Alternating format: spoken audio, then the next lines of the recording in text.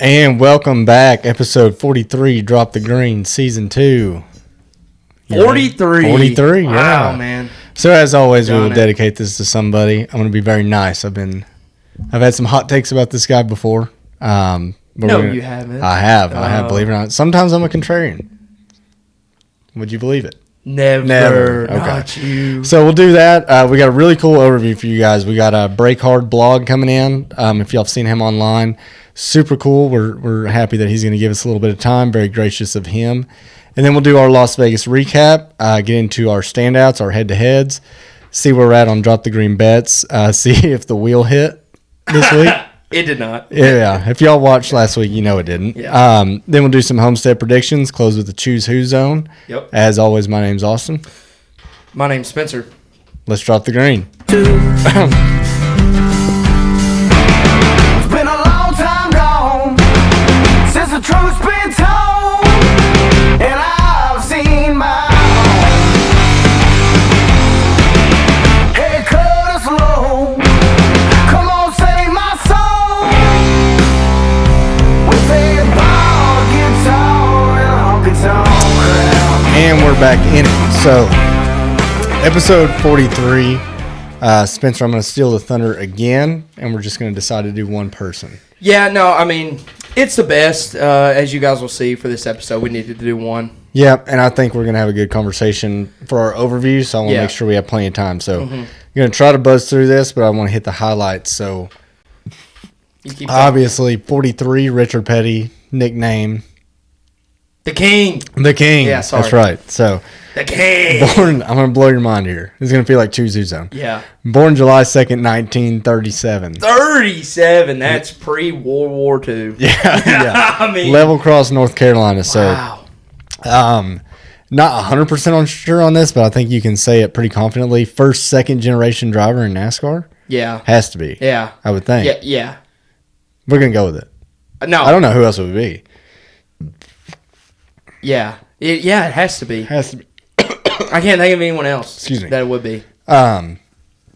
So, obviously, Lee Petty's son. Yep. Lee Petty, 3-time NASCAR champion, first win of the Daytona 500. Mm-hmm. So, Richard Petty grew up in it, right? Yeah. Worked for his dad's team, whether it was sweeping the floors young, building engines, putting cars together, yada, yada. Didn't make his Cup debut or get in a race car until 21 years old. Wow. Went straight to Cup. 21 years old. He's been working on the cars. He's been around them. His dad says, all right, you're starting at the biggest series. No reason to work your way up. You're either going to figure it out or you're not. I love that. So 1958. I love that, yeah, I know. I mean, like that's. I mean, you couldn't do that. Not to cut you off, but you could not do that nowadays. No, like it would be impossible. But awesome on his dad's part, just to throw. Like you're either gonna fly or you're gonna swim or you're gonna sink. Yeah. I guess you could almost say like a Denny Hamlin, who pretty much went straight to Cup. That's true. I mean, that's true. So Corey LaJoy. Basically. So there's bad examples too. But we're not just gonna put good ones. But no, I'm like you. I mean, if you got to learn a car, may as well be a Cup car and learn how to drive those guys. Yeah. Obviously, different time too, so it worked out. But that was 1958. Ran a handful of races. Goes full time in '59. Rookie of the year off the gate. So we're gonna go really deep. Year by year, starting out. I just preface. You're gonna hear me say multiple years, and everyone's gonna go, God bless. Okay. We're going all the way to '92. I promise you, we're not. But oh man, just kind of want to. Yeah, you're ready. Yeah, I was ready. You're like, start me at 58. Yeah. Let's go to 1992. Yeah. What did he do on August 7th, 1958? Yeah, it's funny you ask. But no, I just kind of want to set the scene, so we'll just hang with me. So 59 Rookie of the Year, 1960 gets his first win. Okay. Right, so we're already doing better than Ty Gibbs. Yeah, we are. Immediately out of the gate. First championship, 1964. Okay. All right, so they're 6 running. years? Yeah, basically. Basically. Yeah, more or less. 5 years after. So that's pretty good, pretty normal. 1965 was just a cool little tidbit I want to make sure I added. NASCAR banned the Hemi motor. Okay. And that's what they were using. That's what they were using, right? Of course. So is this because he's too good, probably, or engine's too powerful? Engine's too powerful, right? So this made is back by Chrysler. Still? So we have rules, but like the rules are not really rules, and like. Would you? I'm sorry again. I know we're not trying to make this long, but would you compare that to kind of like the Chili Bowl rules, where there's like not many rules? Yeah, you know what I mean? there's like a few parameters. Yes, basically, yeah. But then you have cosmetic, anything goes. Anything Yeah. goes. Okay. And so their answer at that time was like, rather than keep making that box smaller, is like, this engine's too good, we're not running anymore. Okay. So obviously they're pretty tight with Chrysler, Dodge, Hemi, all that, right? And they're like, well, if that's how they want to be, we're going to go drag racing. Whoa. 1965, about 3/4 of the NASCAR season, Richard Petty was drag racing. He didn't race. He didn't race in NASCAR. Now, towards the end of the season, he started coming back. They must have lifted the ban on Hemi or fit some parameters. I didn't really look into that, but yeah, 1965. So he did not do a manufacturer change, though. He wanted that engine. Yeah, he wanted that engine, and Chrysler, Dodge, Plymouth. Yeah, they had been so good to him. I think they kind of pulled him over that way. Wow. And they're like, if this is what NASCAR wants to say, then we'll just take our Hemi over here. We'll slap it in a little Barracuda, and we'll drag race. And they did. Were they good? So, from what I saw, yeah. I mean, I think that the NHRA, if that even is what they were doing back then, was a little kind of like NASCAR, really all over the board, spotty. But yeah, so the year after winning a championship, goes drag racing. So I thought that was pretty cool. That is cool. Let's flash forward a little bit. 1967 season, NASCAR's racing 48 races back then, right? God, and they're kind of going all over the place, even up to Canada, California, just really wherever. 48 races that season. How many do you think he won? 42. You went way too high. Oh, okay. Back it down. Let me get one more. I'll give you one more, yeah. 17. Right in the middle, 27. Oh, okay. Think about that, though. Yeah, no, 27. It's absurd. Yeah, I know why you said that. Yeah, because I knew. I mean, it's Richard Petty. We all know what he does. He dominated. He dominates. Right. Yeah. So within that 27, this one will blow your mind. Okay. Even knowing Richard Petty, this one will blow your mind. Within that 27 race wins, 10 of them were in a row. Oh my god, dude! Can you believe this? Imagine coming to race 5 in a row. You're like, there's no way he does. There's no way. There's no. And then like 8. Yeah. Like you don't do 8. And then when you get to 10, you're like, I may never win again. Yeah. If you're someone else. I think people just stopped showing up, honestly. Probably. But I'm being very nice about all this. Yeah. I have so many opinions on this, and we're just he's the king, right? We got to give him the grace. Yeah. So that is where he got the name the King. He became Richard the King Petty. You win 10 in a row. I mean, you put a crown on your head. You're doing something right. You put a crown on your head. So look back up a little bit. I've got here 64. He ended up switching to Ford just because he had. I think that's what that. If that's wrong, guys, it's because I can't read my writing. So at one point, really the moral of this story is at one point he switched to Ford just because he wasn't happy with Chrysler, but he was running Plymouth at the time. He said, "I'm going to get the Gran Torino Talladega edition." We talked about this a little bit last week. Yeah.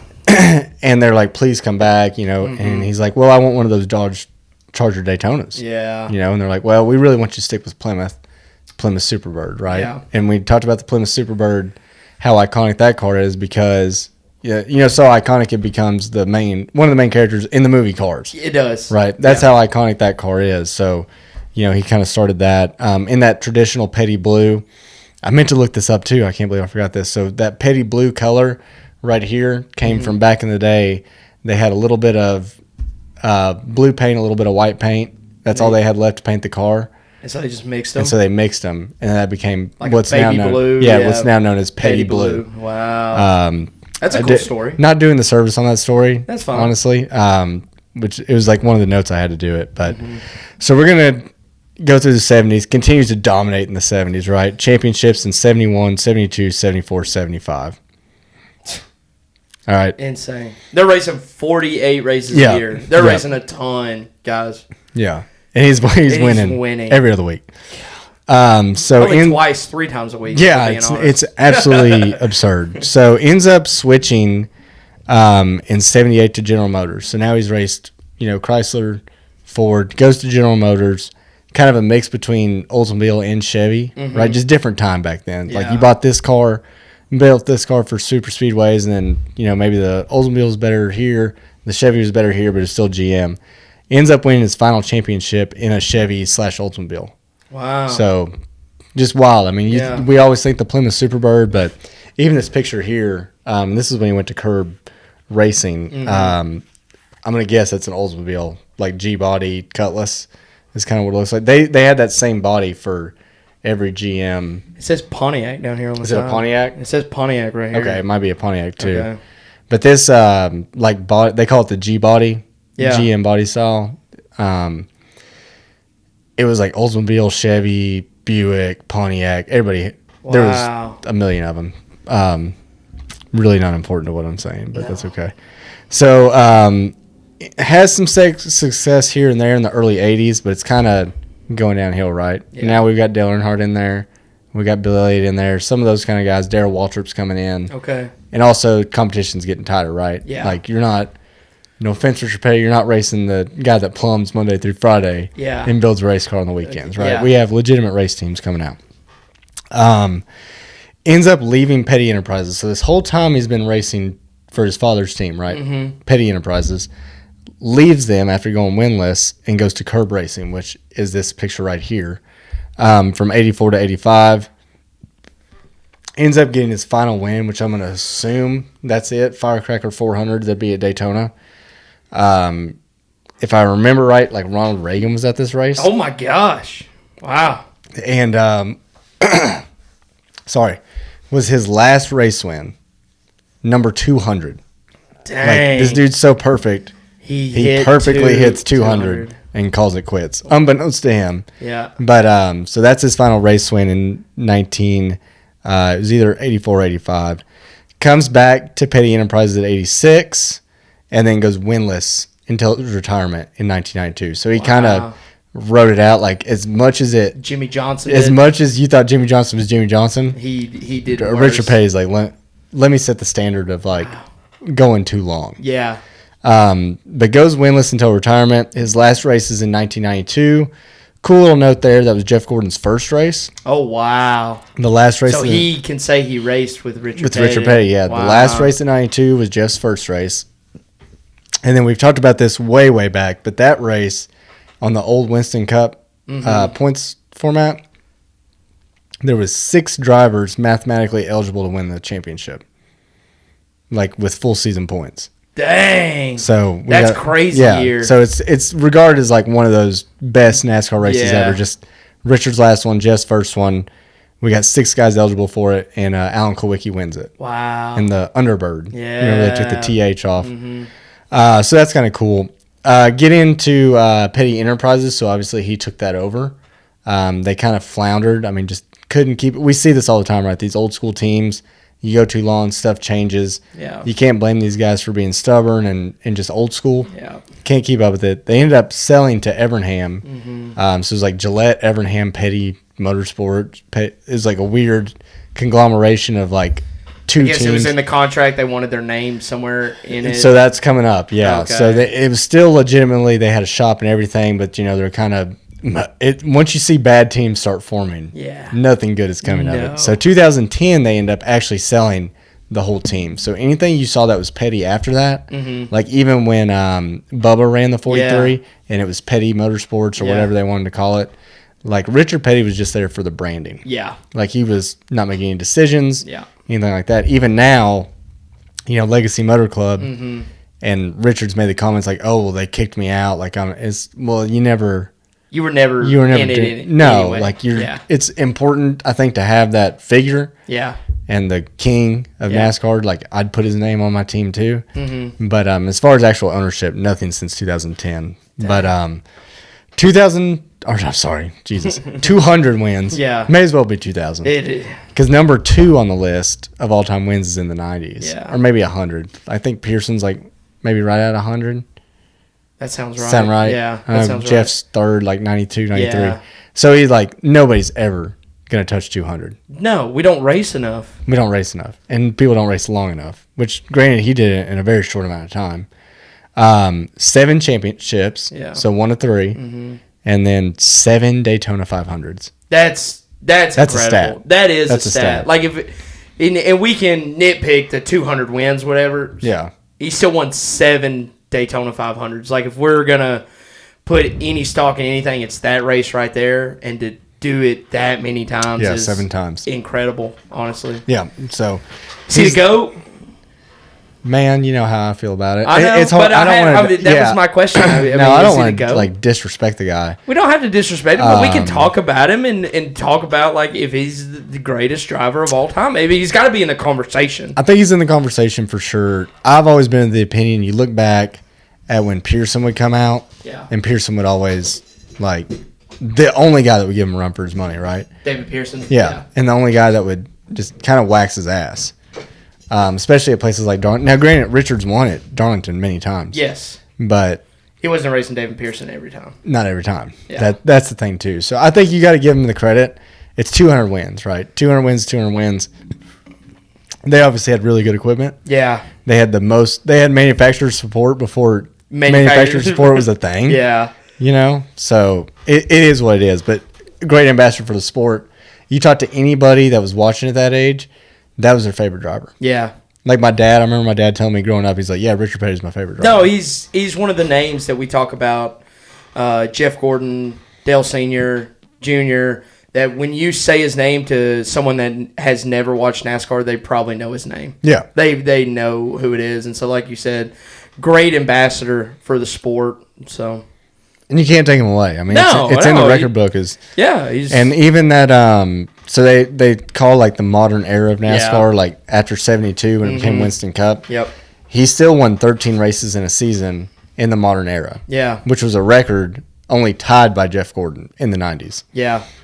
So it still stands. So, you know, he had, now when we talk about 27 out of 48, you start thinking, yeah. No, I mean. Who was there? Yeah. I'm on the same trend as you. Yeah. I mean, again, we're not trying to disrespect the guy, but you also have to realize that if you haven't been watching for that long, it's not the same. It's not the same. It's not even, I wouldn't even say the same realm. I mean, say the human race goes to Mars and Spencer Morgan wins 27 races over there in Mars. We're not comparing it to Kyle Larson's 10-win season over here. It's just it's completely different. It's a new world. Yeah. So, but he is and will forever be the king. Yeah. Still alive. Still goes to all the races. It's incredible. I met him one time. At Bristol. That's cool. Yeah, he was doing a meet and greet. And you shook his hand. I shook his hand. I think I said something. So frail. Yeah. I think I said, you know me, I said something ridiculous. I was like, thank you for your service.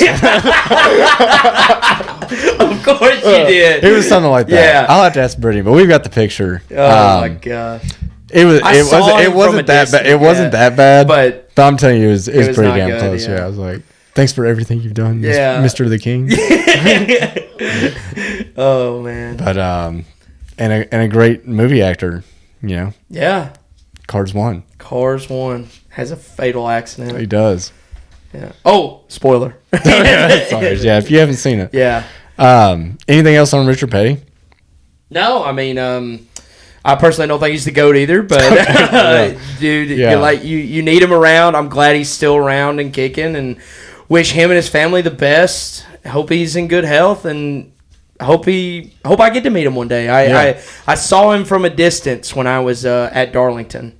I got to take. I think he was the Grand Marshal when I was there or something, and I got the pre-race passes, and so he was like on the other side of pit road where I couldn't go, of course. Yeah. But I will say though, and then we'll tie this up. Like you hear people talk about like larger than life people. Yeah. It's like something about when you see him, you're like, oh shit, that is Richard Petty. Yeah, it is. So it's a weird feeling. No, it is. Yeah, I feel like it's when you just see famous people. Yeah. It's just so weird. It's weird. Yeah, it's weird. But anything else? No, that's it, man. All right, episode 43, Richard Petty edition. All right, so for the overview this week, we got huge, I wouldn't say huge one, but very important. I mean, I would say huge maybe. But so happy he came on with us. We did an interview with Breakhard Blog, so if you don't follow him on TikTok, Twitter, Instagram, any social media platform, huge name in the sport, been covering it for a while, does a great job at it, and we got him on. We did about a 40-minute interview, so I hope you enjoy it. All right, we look good. Awesome, man. Guys, thanks for being with us today. Today we got a kind of surprise for you. We didn't really tell anybody that anybody was coming on, but happy to have him here. with the Break Hard blog on Twitter, TikTok, Instagram. I guess it's X now, so my bad on that. But all the different things you do, man. Thanks for coming on. Yeah, absolutely. Happy to be here. Yeah, I know I call it Twitter still. I haven't, fun fact, still have never updated the app on my phone, so I still have the Twitter icon on there instead of the X Jeez, icon. I can't believe it works. Dude, I can't either. It's definitely probably a reason why it kind of crashes sometimes, but yeah, still rocking the Twitter. That's wild, man. So it's the blue thing. Oh yeah. Wow. And like I'm so reluctant. I don't know if you guys can that blurs out a little bit, but it's down there in the corner. Oh yeah. Yeah. That's cool. That's awesome, man. But so thanks for coming on. For our viewers, man, if you don't mind, just tell us a little about yourself, how you kind of got in to the sport, and just kind of where you want to go from there. I don't know if some of our viewers have ever heard of you or not, but just take it from there. For sure. Yeah. So I started watching NASCAR like as a kid. My dad wrenched on race cars, and that just kind of got me into it, doing dirt track stuff, and then grew up watching motorsport like of all kind, Indy 500, NASCAR, waking up early for Formula One on the weekends when I was a kid and everything like that. And then it kind of just morphed into me wanting to just kind of talk about race cars on the internet, because I'm sure you guys, it's cool that you have like a friend that's right there with you to talk about racing, but like it's obviously not super popular amongst like a younger generation. So just kind of found an internet community and started posting on Twitter. And then when TikTok started to take off, a little post-pandemic there, it's really taken off well for me, which has been great. So yeah, just want to have a nice platform to be able to put out information, have some fun with it as well, and then have met great people along the way. So yeah, I do this on the side, have a professional job as well that I do, typical 9 to 5, but thankfully I'm able to work from home. So like behind, the camera here is my actual desk, and then I can just spin around and do some content, in the evenings. So it works out well. Yeah. Dude, nice. That's awesome. You mentioned real quick, I know Spencer has some prepared questions, but I just kind of want to fill it out. So you mentioned talking about dirt. Are you sprint cars or super lates? I'm a sprint car guy. Okay. Cool. Yeah, my dad did sprint car stuff when I was a kid. Always been a 410. We can dabble in 360s as well, but yeah, always been more of a sprint car guy than a late model guy. Nice. So we're pulling you away from a high limit race tonight. Yeah, thankfully it's on the West Coast, so it'll be a little while, right? Yeah, 10:30, 11 feature. Nice. Cool, man. Yeah, I just want to know that. If I hear somebody talk about dirt, I just always want to know. Because I like them both, but if I have my pick, I'm you're super. a dirt phenom. Yeah, but I like super lates for sure. I've been getting more into like the Lucas Oil Tour just because I have flow. That's how I well. am too, because I have flow. Yeah, like I just can't spend the money for Dirt Vision just for what it offers. Yeah, I tell Spencer that all the time. I think last I checked, it's like $300 a year. It is. It's crazy. For basically like 2.5 series. Yeah, we're getting late model sprints and then that Outlaw Midget Tour or whatever they have there. Yeah, the Extreme Outlaws, whatever they call them. Yes, that's what it is. But then on Flow, you get so much content every single week. There's so much you can't watch it all. Yeah, I agree. For $180 a year, give that to me every time. So I go over to his house and watch Flow because I'm really super cheap and I don't want to buy it at all. And does your Flow have any issues? Or is it just him? It's definitely my internet, I'm sure. Okay. Because it when depends. You're watching a so race, I'll get flow issues depending on what track they're at. Some tracks definitely have a better infrastructure than others, like in terms of their internet hookup. But man, like Florence on the asphalt, like late model side of things. Yeah, that is. It doesn't matter if Dale Jr. is racing there or not. It's generally always going to be not the best. Yeah, that's good to know. So it might not just be me. Yeah, it may not. Might be a flow problem. I was really hoping that you'd say you have you can zero. lay off me. Yeah, now. I know. I was really hoping you'd say you have zero issues. And he's just being stupid. So, no, kind of moving from there. Kind of just moving into the NASCAR scene a little bit. What do you think? Overarching question. What do you think about the state of the sport since you've been watching? Give us a little background. What you think? Okay. Well, that's a lot of yeah, years. I know, man. I know it's a lot. So you can kind of pick what you want from there. Yeah, I think for right now, like I'm pretty bullish on the future of the sport. I know people in the comments will always be like, "Oh, you're a NASCAR homer. You're getting paid by NASCAR, whatever." I don't get paid by NASCAR, but I do think that the current regime they have in there has been making positive moves. Are there things they can do better? Absolutely. They understand that. But if you compare, let's just call the last 5-year run from 2020 to through where we're at now, compared to the previous 5 years, we're in a much better spot now than we were back then. So that's what I like to see is some positive momentum. Obviously, you see them, trying to re-engage with the grassroots side of thing. Love to see that. Taking some risk, doing the street race, doing Mexico. Again, things that are good to bring the sport to an audience that maybe wouldn't see it before. So I like all of that. But then also bringing back tracks like Rockingham, North Wilkesboro, going to Bowman Gray. Again, all net positives for the sport. Yeah, there's some things that they need to work on. Gen 7 issues, continues to, be questions and stuff surrounding that. Obviously an ongoing lawsuit, not ideal there. But for the most part, I think they're in a better spot now than they were, under the Brian France regime and things like that. I think that's pretty fair, and I think that's what we always say too, pretty much. I mean, and we'll pick on the things that deserve to be picked on. Yeah. And then a lot of times, with these overviews, like this week, your overview, one week we did it on charters and just talked about, because there's so much negative connotation on those too, right? Because and really what it is fans, in my opinion, just don't understand the good they can be. Now, obviously, they need to be fixed, right? Or we wouldn't have a lawsuit going on. But the concept and the overall health of the sport depends on stuff like charters. So I feel like that's kind of like you. We try to bring that to the fans' attention. But then if something's terrible or something's bad, we're not afraid to talk about that either. Exactly. And I think discourse is good. You need healthy discourse. If everybody's just agreeing that everything's great, that's not good for the health of the sport. Yeah. You need some people in there that are like, hey, don't agree with, X, Y, and Z that's happening here. Yeah, charters are a difficult one because if you look at my comments when I talk about charters sometimes, I'm pro charter because of what it brings to the team owners and what it brings to the viability and the stability of the sport. I completely understand people not liking them, but it has made the fields more competitive, which is a good thing. Do we think that the field, also with charters making the field more competitive, but with the introduction of the Gen 7 car as well? Oh, definitely. Yeah. Don't get me wrong there. Gen 7 has definitely helped out. It's kind of leveled the playing field here, but you have an incentive now with the charter to perform better, because if you perform better, your charter's worth more money. Not that you're going to sell it, but there is always that opportunity that you could, and it's technically an asset, so you can borrow against the worth of it. So the better that it's going to be, potentially is more money you could borrow against it. Yeah. Kind of staying on that same vein a little bit, we talking about charters, talking about parity in the sport now. What I personally think that we now have tons. You good? You gotta go? Yep. Sorry, I tried to. I was making sure my mic was hooked up, and I accidentally switched it to the speaker from the mic, so I missed half your question there. So if you could repeat it. No, you're good, man. He was rambling. Don't worry. Yeah, God, dude, quit embarrassing me.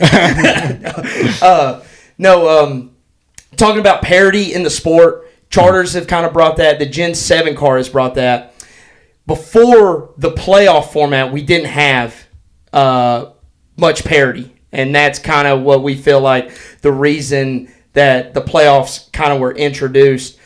Mm-hmm. Do you think that NASCAR tries to manufacture more of these highlight moments because they have to used to get fans engaged, but now the racing's so good that we don't have to do as much of that stuff? I definitely think there's a valid point with that for sure, because when you look at it, one of the things that NASCAR constantly talks about is wanting to create that Game 7 moment in the championship race. And we've really yet to see a Game 7 moment like a walk-off or, this crazy performance where you're like, damn, I'm going to remember that for forever. We just haven't seen it. We have seen great moments. I think last year, the Tyler Reddick win at Homestead, that's a great moment. We've seen walk-offs, Ryan Blaney at Homestead, stuff like that. Ryan Newman, 2014, the first year of this type of format, him just walling Larson to make it to that championship race in Miami. Those are all great moments. I don't think it's delivered the moment that they've been hoping for in that championship race. And now, because the racing's so good, I don't think we necessarily need the elimination style that we have. Don't get me wrong. I completely understand it just because it creates drama, right? You're always going to get drama out of it. But I've been campaigning hard for a 3-race final round, and it's because the racing's so good, you can put on really good races across 3 of them, and have 4 drivers still be really close heading into wherever that final race is. Yeah, I agree completely. Yeah. You're speaking our language with that, because Austin over here has a completely new style that he would love to implicate in the playoffs. That's kind of point based and a little bit of everything with the rounds. But yeah, I think you're onto something there with the 3 rounds. I think it's got to happen now, because having just a walk off race is honestly ridiculous at this point. So it really is, and it just hasn't ever set up for it. And thankfully, NASCAR doesn't throw these like entertainment cautions like Carl Edwards kind of talked about last week anymore, which I think has really helped, because 2016, you can kind of talk about that being a little bit tainted there, just in terms of how all of that ended, and trying to set up one of those moments maybe. And it just didn't work out how I think they expected it to work out. Obviously, Jimmy winning was a great storyline and stuff, but I'm happy we haven't seen that sort of happen the last few years, where they easily could have done it at Phoenix and like thrown a caution just to rack everything back up and create, a wild finish. And they haven't. They've let it play out, which I appreciate, but it's just been boring. Like, been a bit of a snoozer every year. Yeah. Which and I'll ask you the same thing. So I know everyone kind of says, well, let's make the final race at Homestead. But in my opinion, we're not fixing the problem, right? I mean, if we have a 1-race finale, whether that race is exciting, whether we've got somebody on the wall, someone wrapping the bottom, it's not solving. In my opinion, we're not solving the overarching issue, which is it all came down to 1 race. So I think the people in my opinion, I think the people that say we'll move to Homestead it's a little hypocritical almost, because we're not fixing the problem. Yeah, we're not fixing the overarching problem, which is like 1 race. We would like to have it be 3 races or whatever. The only thing I think about changing it to Homestead is like Phoenix is so dependent on basically running the bottom and being good on a flat track. There's not much passing there. Lane wise, you can kind of move around, but you can't that much. And the driver's not making up a ton like they could at Homestead. Homestead's multiple different lanes. You have the option to run the bottom, run the top, run the middle, wherever you want to go. And I think that you can just have a better overall race there. But like you said, it doesn't solve our problem of wanting basically an extended championship. Right. Yep. Do you think the soft tire though at Phoenix has added something maybe potentially to this year's championship that we could see? I think it has. My only concern with that soft tire, and we saw it in Martinsville last year and it did really good. My biggest concern with it is if everybody has it on, we're not going to see those comers and goers like we saw a couple weeks ago. Everybody's going to be running the same lap times, and that's what concerns me about that. Granted, if it falls off and you have guys just absolutely trashing them and some people being able to conserve them, then that's good. But I'm cautious about it. Yeah, I mean, I'd make it softer. Denny Hamlin would win the championship if he got to the final. I mean, he would. Yeah. He would. Yeah, just because he's saving really good machine, at that. right? Yeah, he's a machine. So I'm with you though. That last point you said, make it softer. I want it to be like Bristol and they just blow up. Because they don't know what they're doing. Maybe a little bit better than that, but no. I don't know. I was there. It was fun. Yeah, okay. No, I was too. Yeah, I mean, Bristol was super fun last year. I hope that the spring race kind of is reminiscent again this year, but I'm not sure since it's going to be, it's like 3 or 4 weeks later than it was last year, right? Yeah, they moved it into April. Yeah. Yeah, it's going to be warmer out. So, another question. We talked about kind of this, everything, all the seasons. What do you think about this season so far as it compares to the other Gen 7 errors, or the other Gen 7 seasons that we've had? It's been a weird one just because like William Byron wins the Daytona 500. Okay, Daytona 500 has become a bit of a crapshoot in terms of like, if you position yourself well to miss that big one, like you have a shot at winning here. But hey, William still put himself in position, still first cross line. That's great. Then see Bell going on a 3-race run where he's not the best car maybe in any of those 3 races, which is kind of surprising. Put himself in position. Atlanta led 1 lap. Coda took advantage of his tires there at the end over what Kyle Busch had and everybody else at that point. And then at Phoenix, like he was definitely one of the better cars, but that he didn't really make it to the front until like the second half of that race. So in terms of like where we're at now, I think we have way more questions this year than we did last year. Like Hendrick Motorsports hasn't won outside the Daytona 500.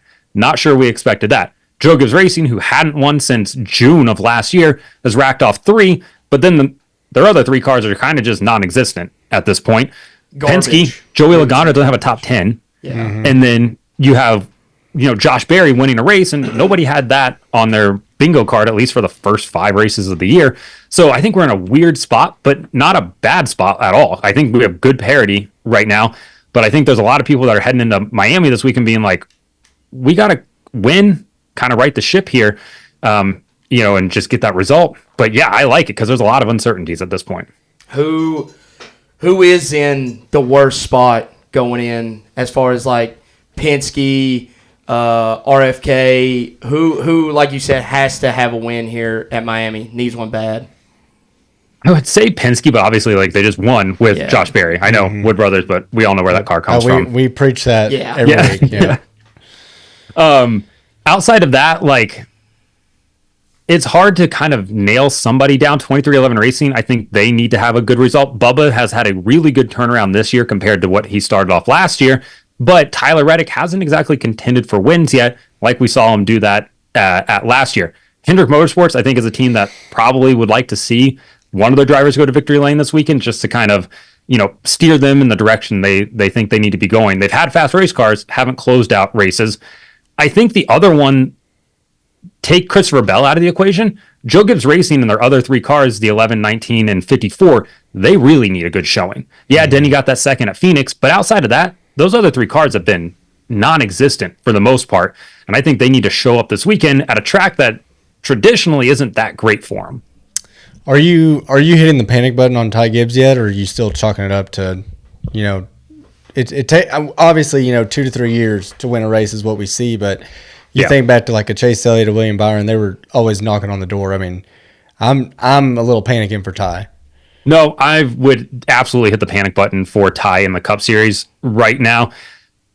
Like we always see, race 100 is kind of like when you see people win in that 95 to 100 start range. His 100 start comes at the Coke 600 this year. And last year, I would have thought he would have won then. He knocked on the door. He had a number of top 5s, finished in 3rd a couple times, maybe 3 times last year. This year, dude is just completely lost. Like on Sunday, he radios to the crew and he basically tells him he's a foot off the racetrack. He said the car's not in the racetrack at all. And I'm like, okay, that's bad.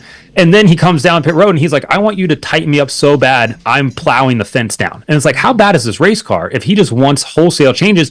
And they made him turn off the car. He went a lap down while they made all these changes, comes back out, finishes 22nd. So I guess his day could have been worse. But yeah, I don't know if there's just a huge disconnect there between he and his new crew chief or what, but I know people don't like him. The kid can drive, but he is just lost right now. It's like he's got the yips, and he's just completely out in left field. Yeah, it's weird. And then Spencer, we haven't talked about this yet, but he just ran his first 410 sprint car race, qualified to the A feature out of a heat. Didn't even have to run a B. I mean, so like you were saying, it's not like he doesn't know how to drive, and it's not like it's not like it's affecting him in every series. I mean, it seems to just be this next gen car, and I don't get it either. But we didn't see that from him last year. I mean, dude kind of progressed. I mean, he was top. Yeah. I wouldn't say he was knocking on the door per se, but I would give him consistent top 10s.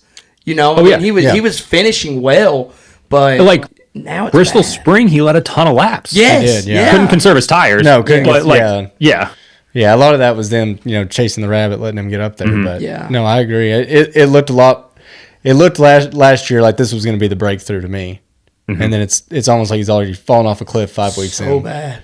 Just completely regressed. And then you have guys like Josh Berry who wins in his 52nd start, and you have to be like, oh, what am I doing wrong for if you're Ty Gibbs? Also, like, I don't typically watch the pre-race, the pre-race show with the grid walk and everything like that. But his interview on the grid walk last weekend in Vegas after his flip in that high limit race, slightly concerning because he slurred his words a lot. I did see clips of that. I couldn't tell if he was trying to hurry it up because it's that grid walk where the camera's quick or right. Yeah, I couldn't tell. You would hope to God that they did some kind of protocol on the poor kid before he got in a cup car. I would imagine they did. Dude, he's fine. One. He's fine. Maybe so. Maybe so. But no, I saw exactly what you saw. It's a little concerning. He slurred his words. He did, yeah. Yeah, it was bad. I It missed was not that. good. Dang, it's not good. What else we got? Vegas. I was going to ask you, so obviously you're pretty big on the social media side of NASCAR and our little, we call it our bubble. Yeah. Just kind of how do you see the future of that, number one, and then number two, obviously this wouldn't apply to you. You're like us. You have a 9 to 5 and do this, obviously because you like it, but also the monetary aspect of it too. But do you see any avenue for people to get started like you did, maybe at a younger age, really popular on TikTok or something, and translate that over into not necessarily a broadcasting job, but some kind of sports analyst within NASCAR? Yeah, 100%. I think that Eric Eastup kind of paved the way for most people now, and then I do a different version of what he does, and then you have other people out there like Iceberg who does a different version of content. You guys, I think it's a really good avenue to go. NASCAR, to their credit, is starting to work with creators more, which is super nice. I think there's a lot of ongoing conversations, not just with myself, but other people as well around, where just kind of hey, what do you guys need to sort of lift everybody up here? And I think that's a really good thing. If the sport embraces it, that's awesome. At the same time, there's some younger people out here. There's this kid on Twitter. His name is Joey Tartamella. Not the show busiest name out there, but the kid is dedicated to the sport. He's a great kid to talk to. I think he's 16 or 17. Oh, wow. Knows his stuff. And he's a kid that I think if he sticks with it long enough, he could be one of those kids that comes from the social media side of things to, whatever type of role that could be if he wants to do that. And there's going to be others out there like that. And hopefully the networks kind of, take notice of that. The one big difference I will say is having dabbled around with some of the TV people, the TV side of things in NASCAR, there's a big difference between content creator and TV presenter, just in sort of how we present things, where one of the TV presenters or, somebody that works for NASCAR.com isn't the best at relating to a social media crowd. And it's because they're almost a little bit too polished in a sense, where your YouTube creators, you have your mess ups, or you just kind of sit back and, shoot the crap and do whatever. But yeah, I think there's definitely an avenue for it. And then I guess I got one more, Spence. Dude, to hit him. So just obviously, in this content creation and this is something we battle with too. Do you ever feel like you have to ride that line of, maybe getting a click for a certain title or tagline, or just sticking to what and is that kind of an internal battle, or is that just something that you go along with? No, it's 100% an internal battle, because there's definitely topics I know I can talk about every single day if I wanted to get clicks out of it. There's certain drivers, certain topics I know we can, just absolutely farm if I wanted to. I don't want to do that. The other thing I hate doing is hearing a rumor and then people immediately posting it without doing an ounce of research into it. Because if I did that, the amount of texts that I get, on a weekly basis, they would be the wildest things out there. And I think that one thing I've really tried to do, and I try to tell the audience this, is if I'm going to tell you something rumor based, it's because I've confirmed it with 2 other people at least beforehand. And I don't want to go for that cheap click of being oh, so-and-so is going to take this ride or whatever, the Alex Bowman stuff last year. I sat on that for a month before Door Bumper Clear talked about it. And it's just because there's no concrete evidence here. Yeah, what they said wasn't wrong, but at the same time, it wasn't going to happen, that type of thing. Justin Haley ride swap last year, again, had that a couple days early as well, but it's not worth it to go for that cheap click and burn a relationship. And that's kind of the battle that I have in my head. So yeah, it's a constant battle, but I try to, especially topics now outside of the, race review or whatever, was it a good race type of videos. Yeah, I know what topics to kind of, steer towards and which ones to kind of avoid, just because 1, it might not be very popular. 2, I know the type of comments it's going to get, and I kind of want to just steer from that. Have you ever thought about doing a podcast type format, or do you just want to stick to your short clips on TikTok and of course your X page? Yeah, so I do I try to do a YouTube video every day, every other day, kind of keep it around 12 minutes or so, somewhere in that range. Nothing too long. the podcast side of things, I have done it before. I did it a little bit last year, but because of my work schedule and just kind of life in general, it's hard to like nail down a specific time and then have somebody else do it as well. And my buddy and I used to do one before. Life kind of just gets in the way when you get older, which sucks. But yeah, it's definitely something I would consider. It just has to be sort of like the right setup, I think. So yeah, open to it, but haven't explored it at this point.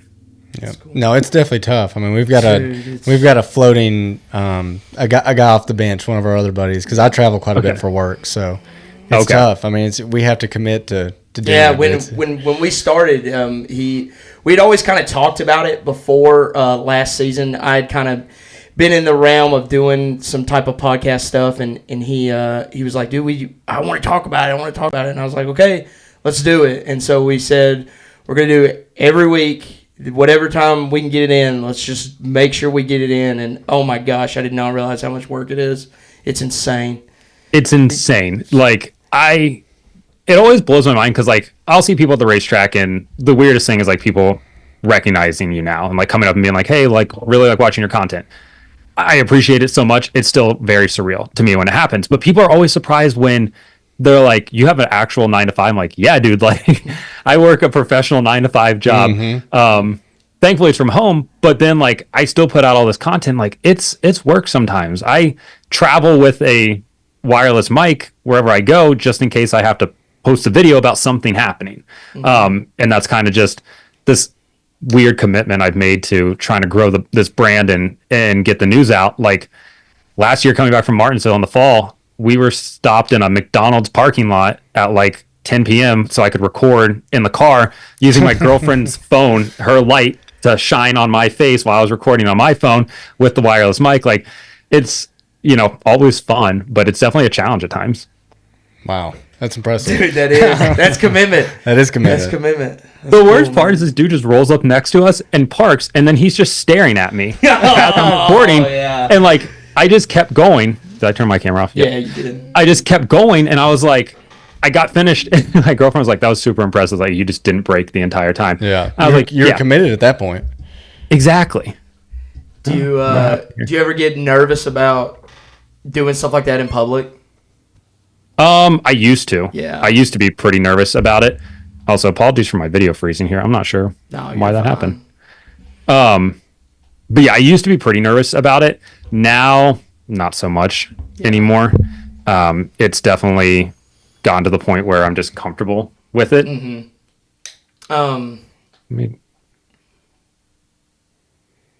Trying to get myself to pop back up on the screen. You're good. While you mess with that, we do a thing on the show, and I just got a couple more things for you, and we'll let you go. I know you're a busy man. We do a good race rating every week, and so I want to get you. We do it out of 10, 0 out of 10. Okay. And what'd you think about Vegas this weekend? So I gave it a 91 on my TikTok video because I really enjoyed it. I would probably give it, going back and looking, I was actually really happy the Jeff Gluck poll was like 88% or something like that. So that made me happy. I would probably still give it a 9 out of 10 if we're not going in like increments here of like, 8.7 or whatever. You still had 9 drivers that led 10 or more laps, which is great. I really appreciated that aspect of it. Comers, goers, different strategies, different winner on top of that. Like, I really enjoyed it. Gen 7 car wasn't designed for intermediate racetracks, performs really well there. So I'm really happy about that aspect of it. What'd you guys give it? I gave it a 9.3. We do the points, so it's, it was fine to do that. It's cool. But I gave it a 9.3. I don't know what Sanders gave it. I was at a 9.2. You're at a 9.2? Yep. Okay, we were all over it then. Yep. I thought it was a great race. Absolutely phenomenal. He's back. Here we go. Yeah, I have a DJ Osmo 3, like a handheld camera for like when I go to the racetrack and stuff, and I was using that as a webcam. Apparently doesn't want to be a webcam anymore. So we're back to the MacBook. But yeah, no, I'm glad that everybody else kind of enjoyed it just as much because I thought it was really good. And Homestead this weekend hopefully should be just as good. Yeah. The season has like perfectly progressed from, of course, you come off the high of a Daytona 500, where you're going to get the big ones and whatever. It's chaos, and we've kind of built up to, and then you get a road course, which you get Atlanta, which is another super speedway, pretty much same thing. Then you go to a road course, and then you have this weekend, which is kind of like the first race of the year, I guess you would say. Yeah. And then now we're moving into, hopefully, like you said, something even better. So before you leave us, who is your favorite driver? I get this question all the time in my TikTok lives, and I honestly don't have a favorite driver now. Oh, don't do that. I know. I just to see give us the one growing up then, because I know you had one then. If I had one, I had one growing up. I was definitely a Gordon fan growing up. Like, I've got a lot of Gordon diecasts and everything like that. My dad raced sprint cars with him in Indiana when I was before I was born. So we were always just kind of Gordon household here. But yeah, the only recent diecast I bought has been Kimi Räikkönen Project 91 diecast. That's cool. I'm also kind of partial to SVG. Like, I just want to see him do well because I think it's a good story overall. Outside of that, I like to see just a good race. I will say, I think I've been to 7 races in like the last year, and Hendrick Motorsports has won every single one of them except for Martinsville Falls. So I'm just a good luck charm for them at this point. No kidding. That's awesome. So and hopefully, because we do want to hear a favorite current driver, and hopefully we know the name, but favorite 410 driver. You have one of those right now? I would have said Corey Day before because that kid just absolutely rips, but he's not full time anymore. I really like Giovanni Scelzi a lot on the World of Outlaws side of things. I think that he can absolutely rip a 410, just doesn't have the sustained speed, but I like him as a driver overall. I'm trying to think who else I would pick here. Obviously, people are going to be like, well, David Gravel or Brad Sweet. That's a lame pick. Those are too easy. Right. Dude, Brad Sweet. But yeah, on the high limit side of things, the Darren Pittman given a run in the 69K car almost won the opener. I appreciate just kind of programs like that at this point where it's not the most well funded, but like just dudes that know how to make a car go fast. Yeah. Good solid drivers too. No, I like those answers. Wait, so who's your 410 pick then? Man, I'm definitely not as big into it. Oh yeah, you're the late model. Okay, yeah, late model. But so obviously I'm gonna pick like a Kyle Larson. But I watched the high limit. I really like Tyler Courtney. We watched that first. I'm sure you watched the first season of Dirt that came out a handful of years ago. So me and my fiance we were pretty big Sunshine fans just watching that. Always pull for Rico. It's kind of one of those weird things. Yeah. Probably like how you feel about Cup, where it's just all so cool to me that. There's really sometimes I try to hate somebody, and it's like impossible. I tried that in super late models where, I started trying to hate RTJ. Yeah, no. And then I'm like, I can't do it. Yeah. He seems like too solid of a guy. Yeah. He's willing to drive anything too. Yeah, which I appreciate. Yeah, super cool. Rico is super nice. I don't know if you guys have met him in person or not. I met him at Brickyard 400 last year. Yeah, just couldn't be a nicer guy. We are the polar opposites in sizes, though. I'm 6'5", and Rico's his height. So when we were standing next to each other, I was like, "You're a tall drink of water." Oh yeah, Eric Eastep and I are holding it down for if there's a NASCAR content creator basketball game. Like we're there. You guys are gonna call up Carson, and he's gonna play guard. I did. Last fall I got invited to test an outlaw sprint out at Millbridge. Wow. And I want to do it. I'm probably going to do it. But my first question was, am I going to fit? And the answer I got back was, well, host of our fits, so we think you will. And I was like, okay. Well, I guess you saw that Cletus McFarland just got told he couldn't fit in one. So that's surprising. I saw they're going to build him a tall car. So that'll be interesting. That will be interesting. A tall car? What does that mean? They're going to raise the roll cage up for him. Wow. Yeah. Because he was supposed to race, which I don't know. Was he supposed to race or just test like Pastrana did? He was going to test. He was going to test, yeah. So Cletus McFarland was going to test, and then he sent the specs over and everything. They basically told him, it's not going to happen. Poor guy. So I've sat in a 410 before, and Cletus is 6'6", so we're pretty close in height. And my head with the helmet on is like above the roll bar a little bit right there, or where the cage would be, and that's just not something that you want to deal with. No. So that's another dude that's doing a lot for for content creating and for Yeah, NASCAR. for sure. side of things. Yeah. He's done a lot. He's a good guy. Yeah. But, So if he goes to dirt, like that's going to be great for dirt. Yeah, it'd be as well. huge. Yeah, there's going to be a big shockwave really wherever he decides to go and whatever he decides to do. Yeah. before we go, last thing, we'll let you go. Who do you think wins the championship this year? Ooh, You had to pick one. good question. I'm not going with the Penske trend. I'm going to buck the Penske trend here. And I think it's finally the year William Byron gets it done. Wow. He's had 2 shots at it. Third time's a charm, right? And I think that Hendrick is just so pissed that they are not competitive at Phoenix that for especially that 24 team and the engineering staff they have over there, the sim team, they are going to be working on that Phoenix setup for months at this point. So, yeah, I would go ahead and I would side with them right now. Josh Berry he's a dark horse pick because the way the playoffs set up in terms of the rounds, there is a strong Josh Berry track in every round leading up there, especially if he makes it to the round of 8. You have Las Vegas, you have Martinsville in there, 2 tracks that he's going to be very good at. And then you have Talladega, which, I mean, heck, he was super competitive at both of those super speedways so far this year. It's about surviving, though. It's definitely about surviving. Yeah. And I'm interested to see if that speed is sustainable too, which we know it's a 4th Penske car, but anytime someone gets, and I'm not going to say he's hot, we've only seen a handful of races, but that's what's funny to me. Like, I think William Byron could definitely win a championship. And the fact that he's not coming out of the gate hot almost makes me feel like he will. Yeah. Just because he's always started so hot, and then it's like he falls off the face of the earth. So you might be onto something with that pick.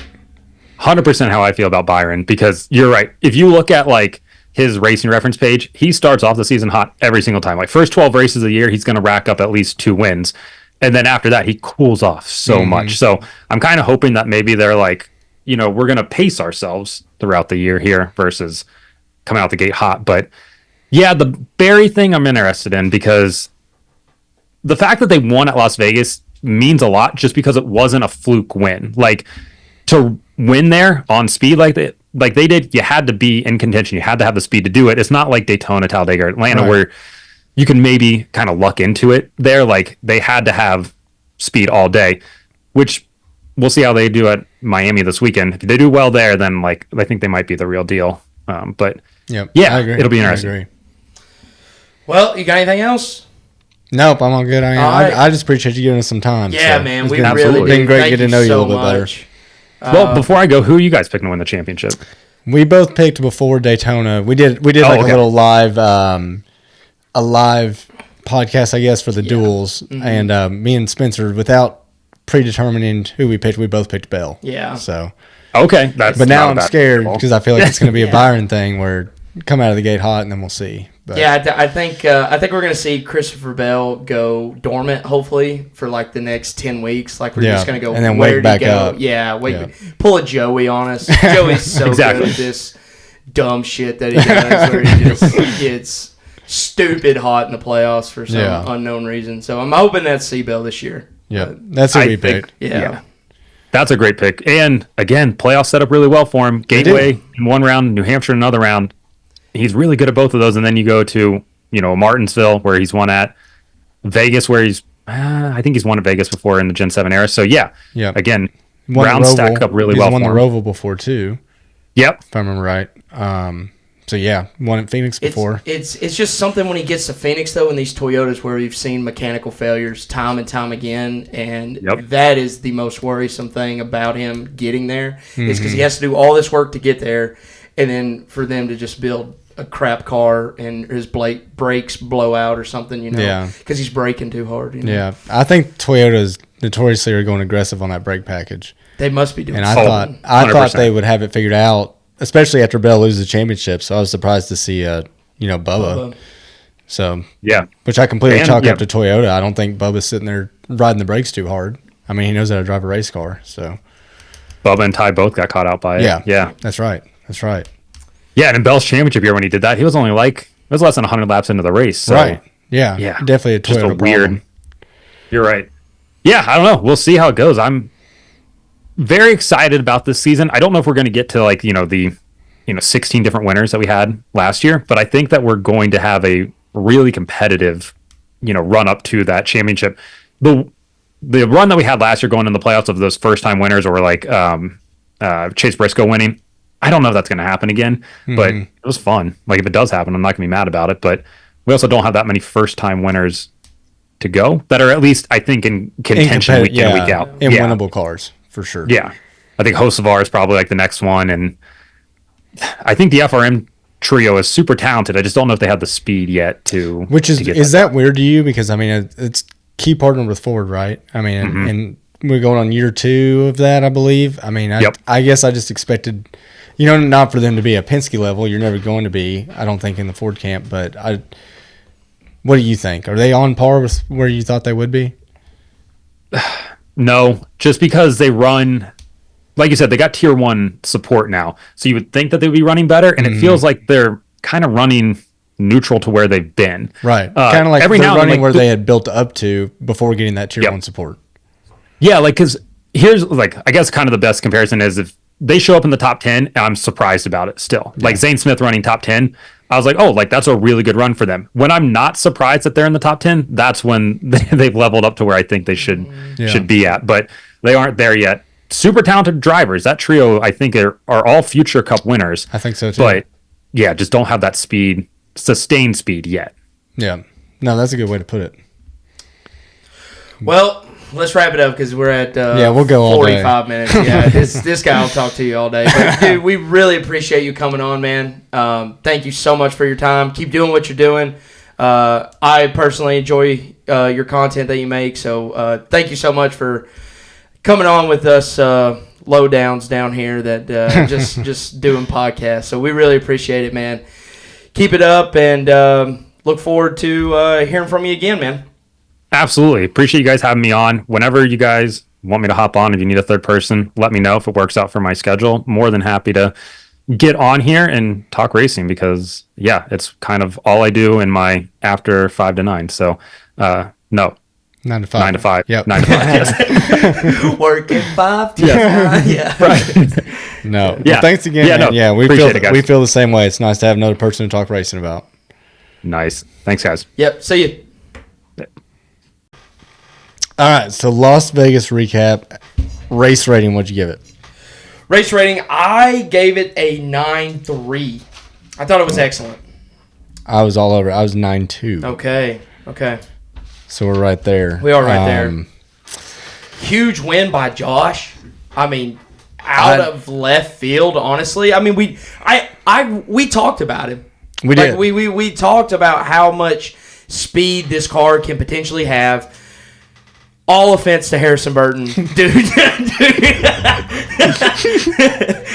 sucked, and again, I mean that's how it is, and that there's this thread. Somebody started this thread on Reddit, NASCAR Reddit, and they're like, so evidently Harrison Burton was the problem. No, dude. See, we've been barking at that ship. Oh my for God. Forever. We were on that kid. last year, dude. Great guy. Yes. I mean, everything people say about him, he's like one of the nicest, most respectful. I guarantee he is. That does not make you a great race car driver. No, clearly. I consider myself very nice and personable. I could not get in a race car and do that, and it's okay if you can't. Right. You have to admit it sometimes. Yeah. That's the first step. But before we get into it, because I definitely want to talk about Barry at the end. So there's 3 things that stood out to me, and you said one thing over text message during the race that I hope you remember. So I think when you sum this race up as like mistakes, tire wear, strategy. Dude, it was so I remember exactly what you're talking about because so to preface this a little bit, I'm gonna tell myself I went to the SC championship game on Sunday that Tennessee played in and got their ass handed to them by Florida. It's fine, whatever. Leave. Knowing that the NASCAR race is on, I have a 3-hour drive back to Knoxville. Yeah. I put the race on my phone. I'm like, I'm just going to listen. No, I can't stop. Driving down the road, watching my phone. So, but what you're getting at is the pit road.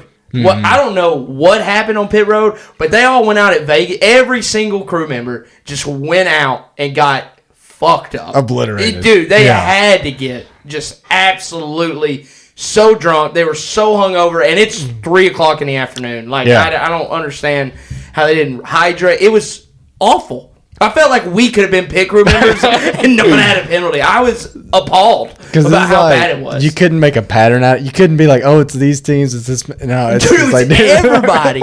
Everybody was so bad. And then not just let's not just talk about the pit crew guys. Obviously getting obliterated at the casinos. What about all the speeding penalties? Dude, yeah. It's like dude, everybody. Everybody was so off on pit road. I don't know. Didn't they change? They changed the exit though. That's all they changed. I think they changed the exit. I think I heard that somewhere.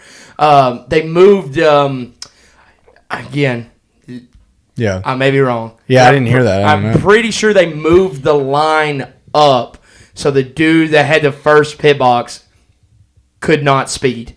Okay, yeah, which they should do. Which they should do. Because we see that at Martinsville a lot. Yeah, I believe that's what they did. I think they extended it just a little bit so he had to kind of maintain a speed instead of just being able to fire off as fast as he could. Yeah. So don't quote me on that, but I'm like 80% sure. I heard that. Maybe that had something to do with it. But the wheels were insane. And we'll get back to that, I think, because I really want to move on to tire wear next because we talk about it all the time. Yeah.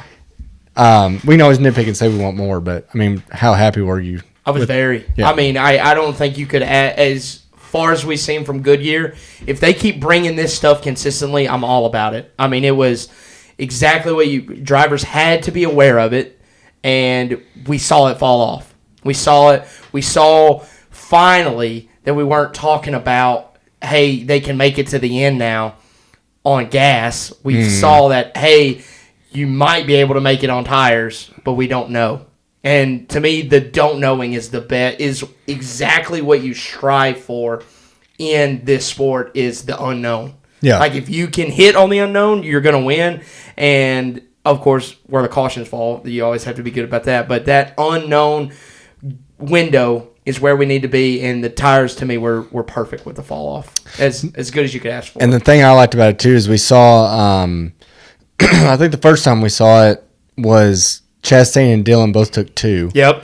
And came out ahead. And made it work. And no. Ross kind of did. Ross kind of did, but I guess what I want is what we're programmed to think now is like the people that take 2 are just able to stay out front, even with 4 fresh tires behind them. Yeah. Green flag drops. Austin Dillon fell to 11th place after the first lap, and Ross had already lost the lead. Yes. Now I think Ross still netted positive. He did net positive because he pitted 11th and like repitted. He got a lucky caution. Yeah, he got a lucky caution. And to me, you're gambling. You're with taking that gamble, but you're not. Which I'd rather it turn out that way. Yeah, you're taking that gamble, then you take 2, and you're just able to stay out front with 4 tires behind you. We see that all the time. Yes. So I was super happy to see that it meant something. It meant something, right? And we saw the people take the risk. We hadn't seen that since like 2018. Yeah, it's been a while. It's felt like it's been forever. And then you touched on it too. So strategy, which it was a little bit of that gamble, but then if I remember right, we had 2 cautions in the middle of pit cycles. Yes. Which usually NASCAR's saying is like we're gonna let things cycle out, even if there's a wheel on the apron or something. They let it cycle out. No, they threw it, which I thought was great. Now it screwed Denny and Reddick towards the end. They were trying to pit early and then make up that time. It got William too. Yeah, it got William too. But towards the end, 11 and 45 got trapped a lap down. Yes. So then they had to take the wave around. So they still got their lap back, but they had to start behind all those other guys that pitted. Yeah. Which that's just the way it goes. But if that wouldn't have happened, that's what opens the door for Barry to win. Real quick before we talk about Barry, did you see, I know you were driving, did you see Bell pull out Adam Stevens say you have a wheel loose, stopping somebody's box? No, it was, I think it's been the talk of the town about this race. If it wasn't for Josh Berry winning, this would be the biggest story of the entire race of how smart that was. Like we didn't even know if it was legal, and he just did it. Yeah. Because it was, whatever the penalty was, it was going to be less tail end of the tail end of the longest line. Yeah, but or your wheel falls off on the and then it's a 2-lap penalty. And then it's a 2-lap penalty. Yeah, and you might kill somebody when a crew chief and 2 pit road guys are gone. Yeah. So Adam Stevens on it, dude, on it. Now, how did you personally? I don't know how I feel about it, but how do you feel about it as far as being fair, or I think If you can, I mean, I think it's all up to the 19 team to check. I mean, they could have said no. Yeah, they could have. I guess they could have. They could have. I mean, it wouldn't be smart now if he pulled into. I think the first goes to teams, and then it goes to manufacturer after that. I mean, if he pulled in Kyle Larson's box, they're not doing anything for him. No, they're not doing anything.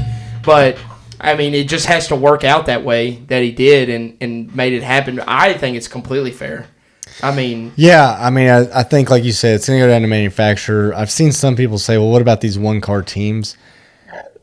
When I look at it, unless I'm just completely wrong, really there's only one-car team that's on an island, and I think it's the 47.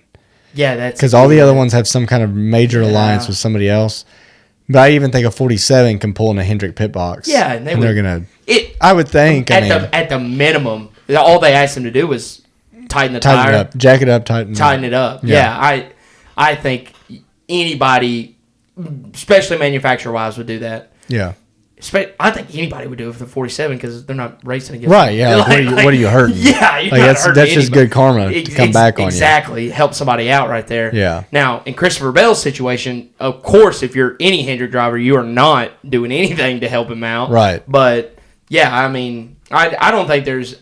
I hope NASCAR does not make a rule really against this because I just don't see it that it wasn't beneficial. I mean, it was beneficial to him, but in the grand scheme of things, it didn't help him win the race. You know? Yeah. I guess. I mean, he goes 2 laps down right there. He is done. Yeah, he's done. He is done. Yeah. But I think it's fine to pit whatever. If you have to make 2 stops, I don't think there should be a Christopher Bell rule. Right. Like we shouldn't touch this. If someone has to use it in an emergency, let them do it. If they do it. Because the penalty's pitting outside of your pit box, right? Yes. So crazy situation here, but let's say you just stop at the end of pit road. Yeah. You let all the cars get back on the track, and your jack guy comes over, and which I don't know. Obviously, you'd have to have like an electric impact, but I'm just saying, like, even they could. The penalty's pitting outside of the pit box, whether it's you or somebody else. Yeah. So I thought it was funny. There's a lot of people saying like it's fair, it's unfair, and like how many late model races have we watched where somebody has a flat tire and you see every other crew helping? Yeah. Because it's just how it goes. Yeah. So it's funny. It's funny to think about like the differences. And especially in dirt racing, you don't even lose any laps. You just go back. Yeah. So which maybe that's why they're more compelled to help. I don't know. No, I think you would be less compelled to help. Or I guess you're saying, I mean, still though, because they only have a certain amount of time, right? Yeah. I mean, they don't. They have some courtesy laps every now and then. Yeah, they have some, but I mean, you run 4. I mean, you say you're at Bulls Gap and that happens to you, they're probably only running 3 courtesy laps. Yeah. I mean, yeah. Now, if you're RTJ, you might get. You might get more, yeah. You might. If you're Kyle Larson, you're going to get just hate him. I just want to hate him. Yeah. So I put statement win by Barry. Are we surprised? Real quick, I wanted to say I was proved wrong because that last restart, it was him and Suarez. Which, where did that come from? Suarez with the 2-tire call, and then I don't think he did take 2 tires. Did he never take 2? No. How did he get track position then? He just got track. I mean, a lot of these guys, I'm not going to say lucky because it's how it goes, but like once the 11 and 45 got hurt, and then people started wrecking a little bit. I don't believe Suarez took 2. If he did, it was earlier in the race. It may have been. But that last one, everyone was on fresh. But I sat there and said on that restart, I was like, these two are going to wreck each other. This is 2 guys that don't need a win and don't know how to race for a win. What a race. Yeah. What a race. They both super clean. I mean, Josh clearly had the faster car and kind of set up Daniel Suarez like you would see Denny, like you would see Larson. Methodical. Very. Didn't push the issue. I mean, just literally like a veteran racer who has competed for wins before. And I think that's just the testament of what Josh used to do in the lower series. Yeah. Like, I mean, yes, we don't see it all the time by young guys, but I don't think Josh is as young. 34. Exactly. Yeah. He's not. He's a grown man. He is a grown man. I mean, and I think that plays a different role into it. I mean, if Carson was up there, if Ty Gibbs was up there, I don't think that would have played out the same. And that's no offense to them. I mean, you have to know, but Josh has been around the block. He's been racing a while. No matter he's not been racing this as long, but he knows what to do. Yeah. So. No, I agree. Any more wins from him, you think? I could see him possibly winning one more 1.5 miles. And the one I want to say is Kentucky, but I know they don't race there. You know, Right. I could see him winning that one. I could see him winning. I just think it's so much tougher in the playoffs. You know, winning that race particular because no offense to him, but I think I said this before. If Penske's going to throw something, it's going to be in Josh Berry's car. Yeah, now. Exactly. Yeah. So now you're going to have literally Blaney, Cindric, and Logano practically in the same car, and this is no offense to Josh Berry. I just don't know if he could handle that, staying with him. Yeah. Because Ryan Blaney was so fast. Like, he just kept getting in his own way, and everybody else was getting in his way too. Yeah. I mean, he had a really good car that we did not get to see lead any laps, really. So, I don't know. Get back to your question. Maybe Nashville. Yeah. I could see. I just want him to win Nashville. I do too. Yeah. I would. That would be incredible because I'll be there. But I definitely could see him pulling that one off. They're going to be super fast there. Joey's won there. I mean, yeah, it'd just be cool to see him win at home. Yeah, because he's literally. from Hendersonville too, so he's more that side of town. Yeah. Anyway, A little bit. yeah. I mean, it's in Lebanon. Yeah, no, but I'm saying like he's more that's east of Nashville, just northeast of Nashville. So like Lebanon's pretty more of a home track than most guys get. Yeah. For sure. Mm-hmm. Oh yeah, for sure. I do get skeptical though because I feel like the field only gets tighter as we go through the year. Yeah. So like I'm not discrediting this win at all because he earned every bit of it. I just worry that like maybe so that's really I guess I'm glad he got it now because it's only going to get tougher. Yes. As we go on and go on. And it worked out because now they can really just work on their craft. Like he just keep giving. No pressure. Exactly. No pressure. Dude, just keep giving him good cars and they can kind of swing for the fences. Like, literally, if I'm anybody at Penske, dude, I am trying some stuff out because it doesn't matter if he finishes 25th or wins another one. No, he's in. He's in. He's in. And it's a perfect situation for him because, I mean, not that he was going to lose his job anytime soon, but you're not going to get rid of him in the next 4 years now for sure. No. Like, and I don't even think in those 4 years he would go winless. So he's only going to get better. And in his first year and in the first 5 races of the year, he won. Yeah. Like, what? I mean, I don't know what more you can ask of the guy. Nothing. I mean, this is the Wood brothers, that 21 car. Mm-hmm. The first legitimate win since Blaney at Pocono. Yeah. And that was 2017. Insane. So, I think if he wants to stay there, he can. Yeah. If they end up getting rid of Cindric one day down the line, if they want to move him over. But I feel like if you got this good of a guy, then you automatically, as much as we say it's the 4th Penske car now, it's just as good a guys working on the car and putting it together too. Maybe less of a development crew. Yeah. No, I think the real question is we need to be asking, is he a round of 8, round of 4 contender? And I do, sadly, I don't think it's out of the realm of possibility. I don't either. Because, I mean, we talked about it in our interview. It sets up nice for him. Like he is good on these tracks that we go to before these rounds. And, dude, we know how Larson can be. Yeah. We know how Seabell can be. We know how these big guys can be of just wrecking. They're doing too much because they know how to win. And if Barry just drives around as consistent, I don't see him winning the championship. But dude, he makes a good make a deep run. Make a deep run because it will get tougher, but it sets up well for him. So. Yeah, I think there's a lot to be said for that steady driver. Yes, there is. You good to go into standouts? Yeah, man. Let's All go. right. So before we get into our head-to-heads, I made a little note on mine. I didn't make it on yours because I just wanted to say it. Okay. Ryan Preece, 3rd place. Yeah. I'm telling you, this guy's the real deal. I didn't. I'm telling you. You did say it was not the real deal. He's not. He's not. Dude, Suarez was. I mean, I'll give you that. Okay. I'll give you that. Thank you. I mean. But I'm just saying. 3rd place. Keep an eye on him. Congrats. Keep an eye on him. Congrats to him. Keep an eye on him. And I can't wait till I can't wait for Martinsville. I can't wait. Into this month. I cannot wait. Literally, I cannot wait to get on here and tell you how wrong I think he gets the pole for sure at Martinsville. Okay. And then unless he just screws himself, he wins. I'm not disputing the pole. Yeah. Anybody can win the pole. Michael McDowell won the pole and ran around in the back all day. So it's not impossible. Martinsville's a hard pole to get. I love a good hard pole. But I mean, that's the next segment actually. All right, so we'll go. If I did my math right, and by math I mean just looking at the results. Yeah. Pretty sure it's right. Yeah, it is. I just like to give you doubt every week. You love to make it way harder than this. So SVG Suarez, God bless SVG, dude. Yeah. What a terrible day. It was. Now, I don't think most of that was his. I mean, obviously, some his fault, but like you keep blowing the same tire over and over. That's the setup. Yeah, or something's driving, or something's rubbing. Yeah, I mean, but like after the first contact, something's rubbing. Yeah, but it was nothing that he was like personally doing. I don't think so. No. I mean, I feel like it's as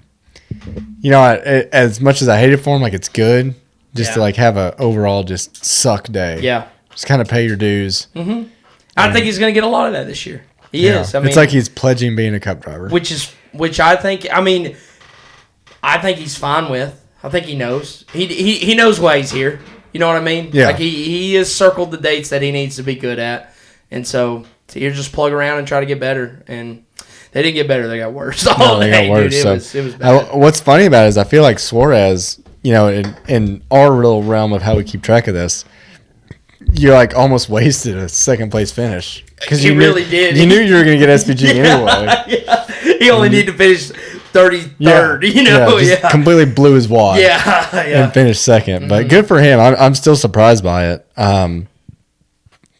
Excuse me, Cindric Barry, obviously. Yeah. Barry. So I was listening back to some of these episodes, and Colby said that Cindric was going to run away with this. I know. Can you believe that? I can. Yeah. Because it's him. Mm-hmm. But you sat there and said exactly what happened. You said he's going to be steady. He's good. You don't realize how good he is. And that car's good. That car is good. Yeah. Colby is on the level if he doesn't believe in Penske.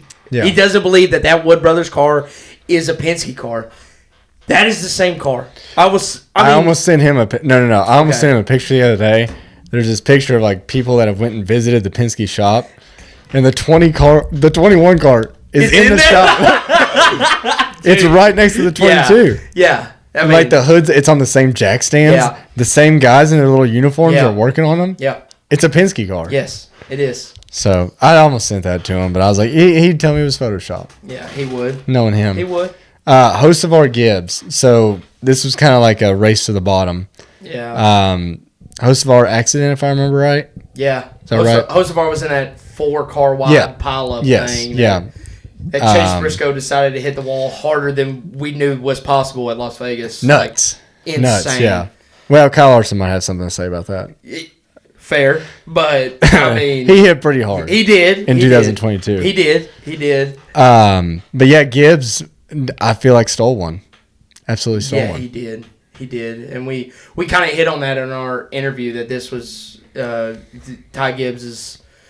Yeah. He's searching for something, and he shouldn't be running back there. Like, he shouldn't have to steal one. This should have been a good day for him. It should have just been 20. He should have never been behind 20th place. He should have ran anywhere from 10. At any track, really.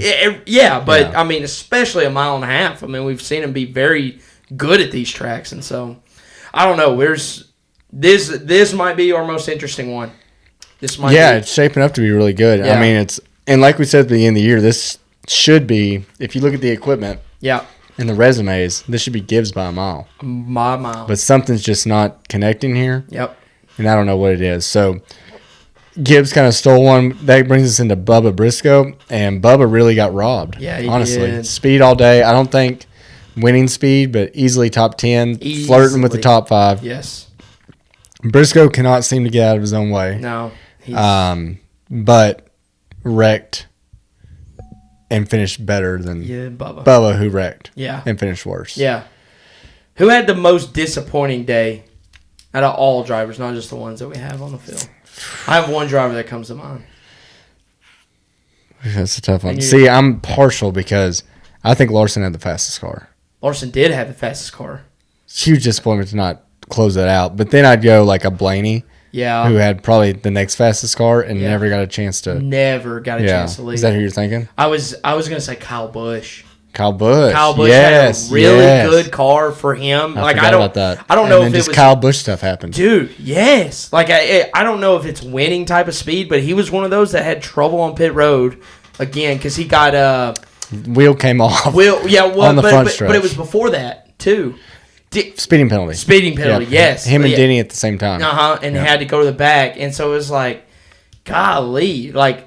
Kyle Busch was up there towards the beginning of that race, and we are like, maybe. Because RCR's consistently brought some speed. I know, and that's where I get worried, too, that, like, this, once again, this speed's going to go away as the field gets tighter, and he just wasted another week. Yeah, he's wasting opportunities. So, yeah, I hate that for him. That's a good point. I'd forgotten all about him. Because now I'm just so used to seeing him just something happen. Yeah. I mean, he went like 36 laps down because they had to go into the shop. Yeah.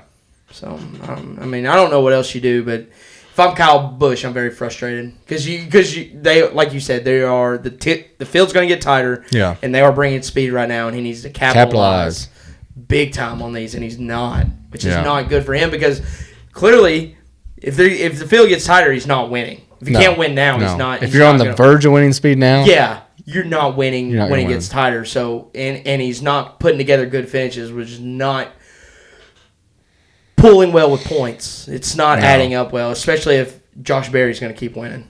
Yeah, because that's who he's fighting or was. You know what I mean? That's that little group of cards he's going against now. Yeah, and so I mean, to me, the next one on the list is Ty Gibbs and Hocevar. Yeah, and they finished the race. So which not is good. Important. Yeah, run all the laps. Yep. All right, would you mind handing me another beer? And I don't mind. Okay. I don't mind. It's the nicest you've been to me in weeks. Yeah, I try. Thank you, sir. All right, we'll get into drop the green bets. If Woo! I think we hit some, if I remember right. We did. We hit. But before you get into it, give me your overall what we're at, and then give me the wheel, and then I'll remind you the wheel when we get there. So we are down 2.73 now, which we did hit, so it was not as bad as a loss, but that just goes to show last week we were down. Oh, that's the wrong page. I think we were down like 1 something. 1.5, I believe. So we just lost like a unit. It could have been worse. But we hit Willie B versus Denny. I mean, that was a lock. It was tough because Willie B finished 4th. Mm-hmm. He needed the 3rd, which is annoying. Alex Bowman finished 6th or 7th, he finished between 10th and 6th, whatever it was. I think he finished 7th. Yeah, so not top 5. Yeah, which is what we needed. So, but we were on.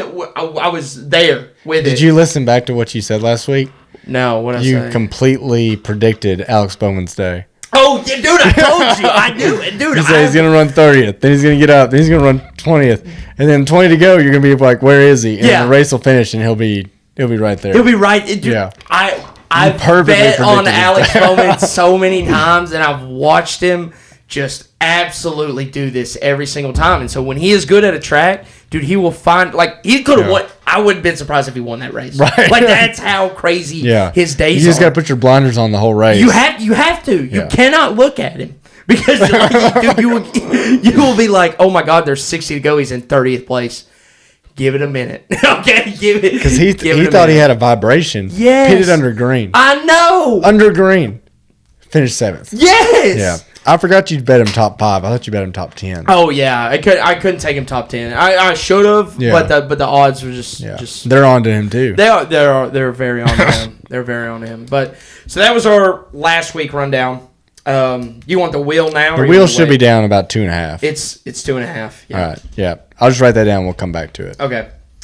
So this week, I'm gonna ride the train because I think it plays well to him. But I'm going Josh Berry top 10.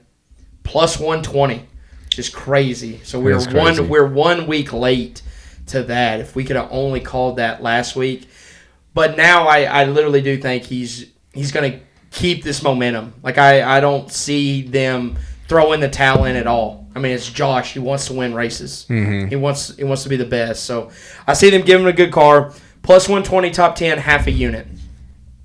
Another one I see who had speed all day. We're taking a bit of a risk with this because of who it is. Carson Hocevar, top 10.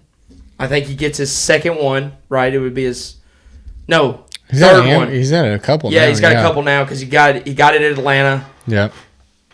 I think he had 2 last year. Did he have 2? I think he had Texas 2 and last one more. So this may be his. Hopefully, he's going for like his 4th one.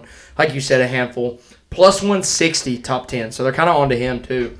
But I think that's just a lot due to Spire showing speed. So finally, it feels like we're not with it because we've bet Carson Hocevar before, and I felt like in the past we were betting on a lot of other people wrecking. But now I feel like he has the raw speed. He's just got to keep it between the lines. And he might wreck them. He will wreck them. So, half a unit on him. Josh Berry, top 10. Carson Hocevar, top 10. Then I had a little fun, okay? Because I didn't realize, I will say, we have completely shifted to DraftKings. Official sportsbook of NASCAR. Yeah. I'm loving it. And drop the green. Yeah. Yeah, because they're taking all my money now. Pick 2 parlay here. Pick 2. This is 2 matchups that I've picked. We're parlaying them together. Blaney versus Denny. Blaney. I picked Blaney. Minus 170. Then I also went Josh Berry versus Brad K. Josh Berry. I mean, minus 140. You parlay those together, you're getting odds at plus 172. This feels very good. Unless and Denny could have full unit. I went half. I went half. Okay. So I'm having I got a couple more, but I feel like Blaney has shown speed and has just like we said at Vegas, he didn't get to show it. I think he's so good here at Miami. This is going to work very well for him. As long as Denny just doesn't have a day. You know what I mean? Yeah. Like we're just betting on Denny to not. He's going to have a good day. Like Denny's definitely going to finish top 10, but I think Blaney could be a little bit better. So that's why I went with that. No offense to Brad K, but the Fords have just. I mean that team in particular has just not been good, and except Ryan Preece. Okay. Yeah. Dude. All right, we're done with the episode. But no, yeah, I guess except for Ron Preece, but we haven't heard much from them. No, we haven't. We haven't heard much from them. No, I just like to pick on you. And Josh is coming off a win. Feel this is really good. I'm really looking forward to that one. And then, so I'm at 1.5 units there. Mm-hmm. I got 1.5 units to play with. I went with another kind of slimy pick, but who is really good here, AJ Allmendinger. He is. I remember him and Ross battling for the lead one year, and Larson passed them both. Yes. And AJ finished 3rd in a really shitty colored car. Yeah. So it's gonna be good. It's gonna be a good car. Hopefully, is what we're banking on. He's plus 250, and he is again very good here. I hope we can hit that one for sure. And then for my last one, I had some more fun with another parlay, but I do honestly feel very confident about this one too. I picked 4 drivers to finish top 10. Kyle Larson, Tyler Reddick, Willie B, Ryan Blaney. Top 10. Parlay those together, you're at plus 137. Larson, Reddick, Willie B, Blaney? Yep. All right. I mean... Larson, Reddick, Willie B, Blaney, right? Yep. Larson, Reddick. And what did that end up being? Plus 137. I like that. Yeah. I mean... You go full unit? Half a unit. Half unit. That's my last half. So... Am I missing a unit? What'd you do on AJ? Half a unit. Did I do math wrong? I might have missed something. I got Josh Berry, half unit. Carson Hocevar, half unit. Pick 2 parlay, half unit. Yeah. AJ, half unit. Top 10 parlay, half unit. So I need one more. You need one more half unit. I need one more half unit. You are right. No! I can't read my own handwriting. I did go full unit on that. On the top 10 on parlay? On the top 10 parlay. Okay. I like that. Yeah. Sorry. You're good. I wrote it down. but I didn't say it. Yeah. No, I like those. Okay, so we go. I like that top 10 because that's honestly the people that I kind of have circled. Yeah, I feel like they're all going to be competing for the win. If you're not competing for the win, hopefully minimum you finish 10th. Yeah. You know, like I almost wonder if you could throw Bell in that. I know. Bell was on the list. But then you're asking to hit half the top 10 and like you're asking for the world. You're asking to hit 5 of the 10 drivers in there, which we know is not. Technically, I already have 7. You know, like technically. Yeah, if you want them all to hit. Yeah, or I have 6. I'm sorry. Yeah. 6 if I want them all to hit. So if we sweep the weekend, dude, and you guys parlay all these together, you're welcome. Yeah, but insane. That would be insane. Because we had a discussion about how hard it is to hit top 10s, and when you parlay 10 drivers together, it's not as much money as you would think. Yeah, it's literally it's not. weird. It is weird. It is weird. I feel like they need to understand how difficult that is. It is, but. So, no, I like those. You want me to run through them? Yeah, run through them. We'll do the wheel. Mm-hmm. So we got Josh Berry plus 120, top 10, half unit. Hocevar, top 10, plus 160, half unit. We did a pick 2 parlay, Blaney over Denny, Berry over Brad K for plus 172 at a half unit. We did AJ plus 250, top 10, half unit. And then we did a top 10 parlay with Larson, Reddick, Willie B, and Blaney. That ended up at 137. Full unit. Yep. That's right. So we just need a couple of those to hit, pull us out of the hole. Believe it or not, guys, the wheel, which if y'all listened last week, we spun top manufacturer. Yep. Was Ford. It was we spun it 3 times, right? So we spun it for top manufacturer. No. We spun it for the bet. Yeah. The bet. So the bet was top manufacturer. Then we spun it for it landed Ford. Yep. And then we sit there and knew that there was the worst possible solution. Yeah.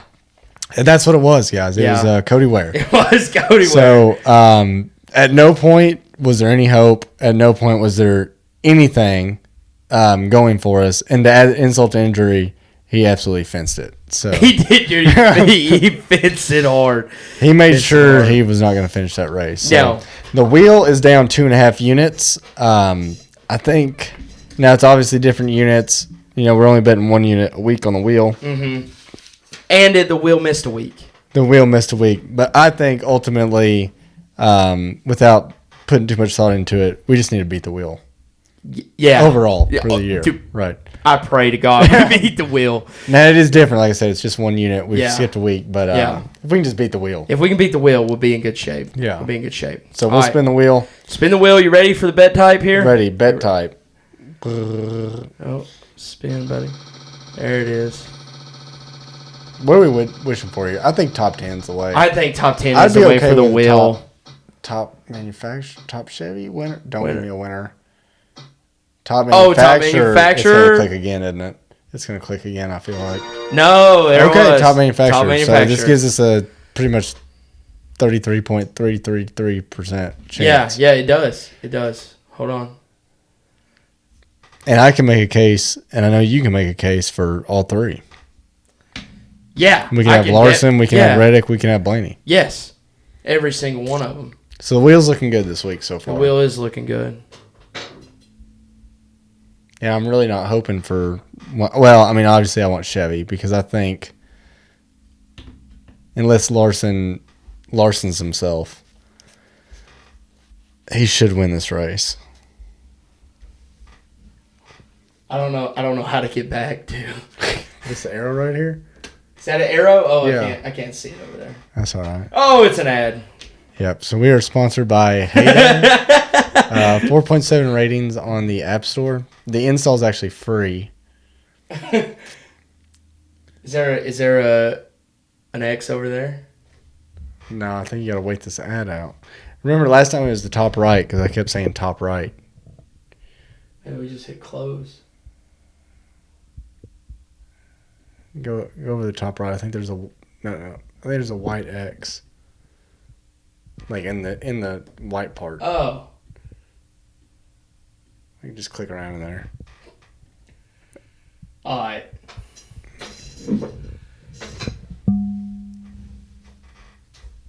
Looks like Colby, doesn't it? It really does. All right, so we're going to pull up the You're wheel going to here. pull up the wheel again. Yeah. So basically, top manufacturers. So we're going to spin the wheel. It'll be Chevy, Ford, or Toyota. Yeah. Basically, it'll be the winner, right? Mm-hmm. I mean, so if the winner is the manufacturer that the wheel lands on, we win our bet. So once we figure out what it is, I don't have a wheel for you that. don't have a manufacturer wheel. I don't have a manufacturer wheel. Just ask Siri to pick here. Okay. I'm gonna write down. I mean, I can You make don't know. one. Hey, we No, can no. pause and I can make one. No, you're fine. I need one though. We need one but for the future. It's late. Okay. I wrote down the manufacturers in random order that you don't know. Okay. Ask Siri to pick a number between 1 and 3. Okay. Hey Siri, pick a number between 1 and 3.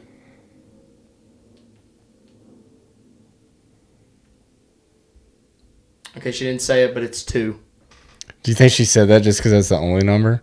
I don't know. Ask her to pick 1, 2, or 3. Okay. I feel like I'm dumb. Okay. Hey Siri, pick a number 1, 2, or 3.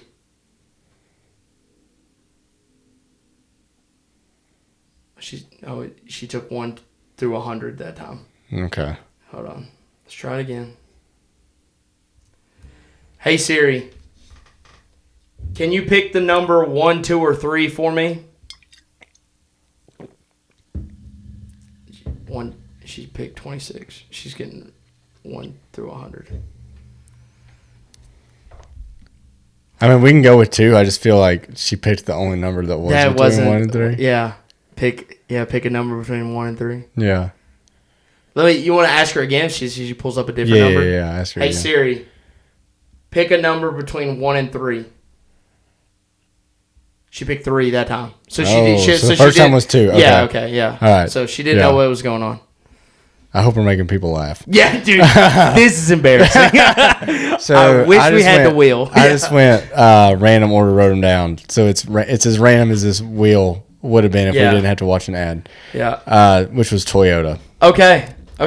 So everyone knows that I'm not rigging it because I would have picked Chevy. Yes, you would have. And let me give you the odds on that. I'm gonna say plus 117. I looked at him earlier today if I can remember. I'm going to go 135 plus 135. That's my guess.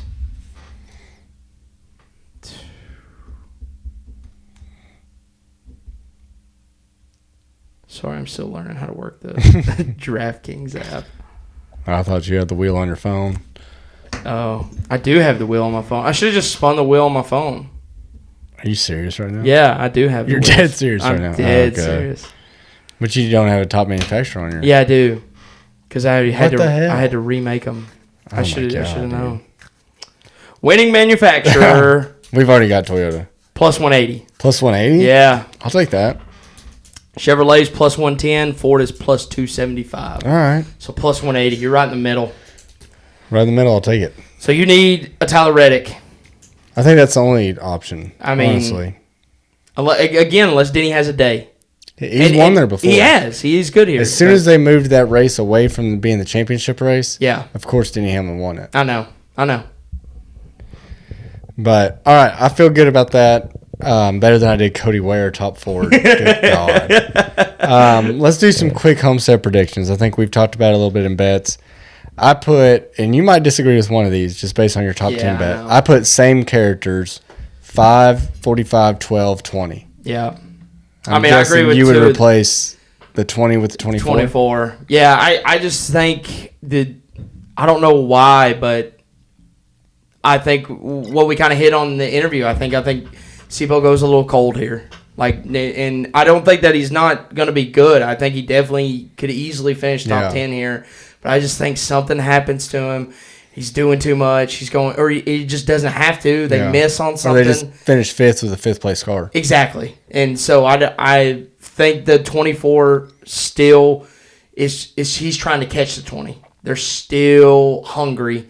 And just because they just have a Daytona 500 win, and I know that means a lot to them, but it's not the same as winning a track that you may have to drive at a little bit more. So I think the 24 is one to watch. The 20 is definitely one to watch too. But to me, the same characters, I still think in the same characters should be the 24.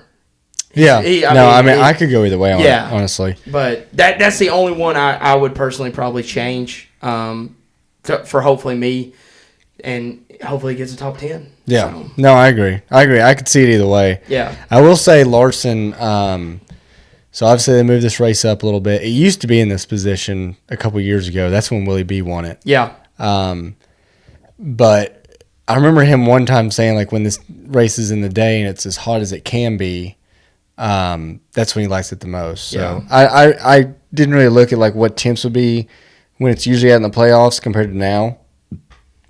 But it's obviously in the day, afternoon. If it's hot and slick, I mean, it's going to play. It's Homestead anyway, so there's really no excuse for him not to win. There's not. But sometimes he'll hit a sand barrel or two. You know, it's just. He does love to do that. It's what he does. Yeah. So that could happen. Tires should matter. We know that. Yes. We don't have to spend too much time on this. So I'm just going to close with my last question for you. Should this track stay in the playoffs? Yeah. Or do you just... No, 100%. Okay. It should not be moved to the championship. I mean, again, we're not solving that problem. Yeah. Doing it like that. But, yeah, no, this track is one of the ones that we have to keep coming to because of the race lines that it gives us. I mean, the options are unreal with this car, and if the tires are going to wear, oh my gosh, I think we're sizing up for the best race of the year so far. If everything works out like it should, we're going to see guys run the wall, we're going to see guys run the bottom, and we're going to see guys sit there and save. And I think it's going to be amazing. Yeah, I think so too. I mean, I love this track. I know we always say, like, go everywhere once, but, I mean, you could go here like 5 times. You really could, especially how this mile and a half's really turn off, and the way it's because it's not banked all the way around. It's progressive banking is what they call it. Okay, yeah. So but I think that this progressive banking for this it's going to be really good. Yeah, it's top tier. Yeah, it's the best mile and a half out there. It doesn't have a tri-oval. Exactly. Only oval left with no tri-oval. Exactly. That is why this one's so good. Yeah. I feel like because it doesn't have that. Did you know Atlanta back in the day did not have a tri-oval? No way. Yeah. Way back in the day, it was a mile and a half with no tri-oval, and they reconfigured it with a tri-oval, and then they reconfigured it again in 22 or whatever year. Whoa. It was. Yeah. No, that's so awesome. I mean, I think we've talked about it. You know why they have the tri-oval? Yeah, for the fans. Yeah, so everybody on the front stretch can see the whole. No, I mean, it makes sense, but, dude. At the expense of the racing? Yeah, not worth it. Come on. Not worth it. We love the racing around here. Yeah. So, all right. You good with predictions then? Yeah. I know we went a little long on you guys. We had a really, really good overview. So. Yeah, we did. So, I hope you guys enjoy it. Throw this back up. Oh, we're going to choose who's though? Yeah, I got it right here. I'll try not to take much time because I know I'm not going to get it. I mean, I'll look away. You should be fine, but yeah. I've heard the wind blow before. Yes, you have. Look away. Look away.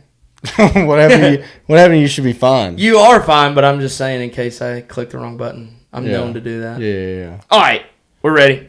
Choose who's on. If you're not familiar, we are going to give him 3 facts about any driver ever, 2 total questions, 3 guesses. He can trade guesses for questions. Your 3 facts this week: 2 wins. Best finish was 11th in 2000. Last race was in 2011. So let me pull this guy up just to make sure, because you have 2 questions. Mm-hmm. Best finish was 11th in 2000. Mm-hmm. He's going to be so... I felt like he is vague, but he's got 2 wins. And he raced in an era that you should definitely be familiar with. Yeah, I like that. 2 wins. I think they're got to be random. Best finish. Last race in 2011. Can I ask you... what team he was racing for when his last win? You can veto it, but I feel like I've got an idea.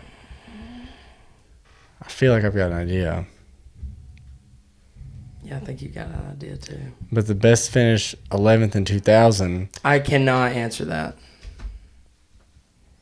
Then I don't think it is who I'm thinking it I is. feel like I can't answer I don't think that is who I'm thinking it is. Because the best finish 11th in 2000, he wouldn't have been driving for who I thought he would be driving for. I hate to say names thinking out loud, just in case it's the right one, you know? Yeah. Because I don't have a good poker face? Is that what it No, is? I hate it for the fans. Mm. My immediate thought, just thinking through this out loud once again, was Ricky Craven. Okay. But for you to not tell me who the last person he raced for, that would have been that 32 car, I believe, the Tide car. No, you asked, not the last team he raced for. The last one team he got. Okay. He got a win. That was his last win. Okay. Was that in the Tide car? In the Tide car. Okay. And I don't think you would have, when you saw that team name, I don't think it would have. It wouldn't trigger me. Yeah. I don't think. Yeah. I don't know. But that's just where I'm going with this. Okay. I'm thinking like a Scott Riggs, a Johnny Benson, something like that. I don't think Scott Riggs ever got any wins. I don't think Johnny Benson did either. So my first question you vetoed, but I still no, you still have two. So more. I still have. Yeah, you still have two more. Can I ask where he's from? Yeah, I'll give that to you. Can you give that to me? I'll give that to you. 2 wins. East Northport, New York. Northport. Mm-hmm. That's where he was born. 2 wins. Best finish 11th in 2000. Last race was in 2011. Did this driver race for Junior Johnson and Associates? Ever? Junior Johnson no. It's not Jimmy Spencer. So those are your two questions. Wow. See, that's where this guy's got to be very similar to Jimmy Spencer. Dude, I'm so good. I feel so good. So similar to Jimmy. These are 2 cup wins, right? Yeah. I mean, 2 cup wins. You're not screwing me that bad. No. 2 cup wins. That's got to be so close to Jimmy Spencer's. You know what I mean? Yeah. I know what you mean. Because he's from somewhere up there. Maybe. He's got 2 wins. Maybe. I don't know how many offhand. He's definitely got 2. Okay. And they're for Junior Johnson and Associates. Okay. 2 wins. Best finish 11th in 2000. And now I'm thinking this is a Hendrick driver. I have 3 guesses. Yeah, you have 3. Is it Jerry Nadeau? It is not. It's not Jerry Nadeau. No. I think I'm close. I think I'm so close. Is it obvious? Ooh. Is it going to be like... No, I don't think it's that obvious, but, dude, I think you are... all around it. I'm just thinking like one of those like weird Hendrick drivers is what I'm thinking. Mm-hmm. You got 2 more guesses. I know I got 2 more guesses. Okay. I'm trying to make it quick too. No, you're fine. These are our fans. They stick with us for a while. I know, yeah. Thank y'all. Yeah. Thank y'all. I've been told that sometimes I get it too fast. So this is if you average them out. Yeah, it's good. They're all okay. Oh man. I just got a text about getting my bracket in too, man. Yeah, you better do that. Consider that. Yeah, you got to do that tonight. It didn't start till Friday, I thought. No, it starts tomorrow, buddy. Starts tomorrow at noon. How can I do choose who's done with this? 2 wins. Best finish from New York. Yeah. Best finish 11th. 2 wins. Last race 2011. Is it Steve Park? Yes, sir. Oh! It is. What a pull, buddy. Let's go. That was awesome. Man, that was a good one. That was fun. That was fun. That was so good. Yeah. Ran 183 races over 9 years, 3 Xfinity wins, 1 Truck Series win. Ran for Dale Earnhardt Incorporated. No S, by the way. Where? On Parks. Oh, my bad. He wasn't on the bus. He wasn't?